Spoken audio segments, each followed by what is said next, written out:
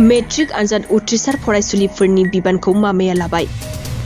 Matric आनजाद उथ्रिसार फरायसुलिफोरनि बिबानखौ मामाया लाबाय एबा गिबि मन्थ्रि डक्टर हिमन्त बिश्व शर्माया लाबाय।